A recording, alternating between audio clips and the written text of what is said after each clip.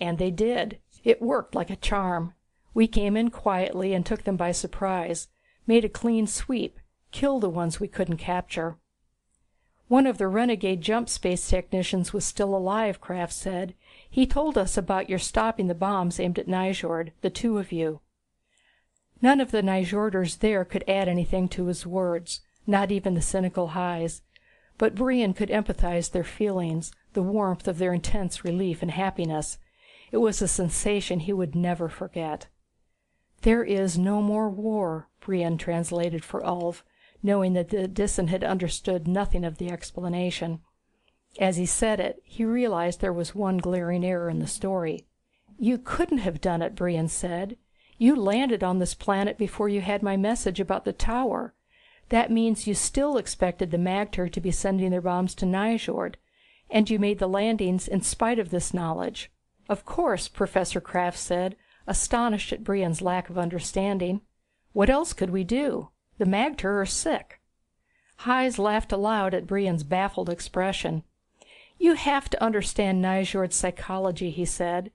When it was a matter of war and killing, my planet could never agree on an intelligent course. War is so alien to our philosophy that it couldn't even be considered correctly. That's the trouble with being a vegetable eater in a galaxy of carnivores. You're easy prey for the first one that lands on your back. Any other planet would have jumped on the Magter with both feet and shaken the bombs out of them. We fumbled it so long it almost got both worlds killed. Your mind parasite drew us back from the brink. I don't understand, Brion said. A simple matter of definition. Before you came, we had no way to deal with the Magter here on Dis. They really were alien to us. Nothing they did made sense, and nothing we did seemed to have the slightest effect on them. But you discovered that they were sick, and that's something we know how to handle.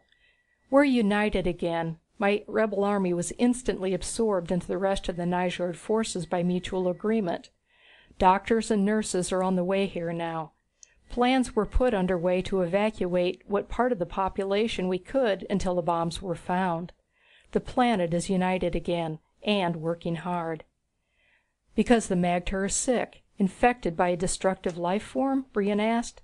Exactly so, Professor Kraft said. We are civilized after all. You can't expect us to fight a war, and you surely can't expect us to ignore the plight of sick neighbors.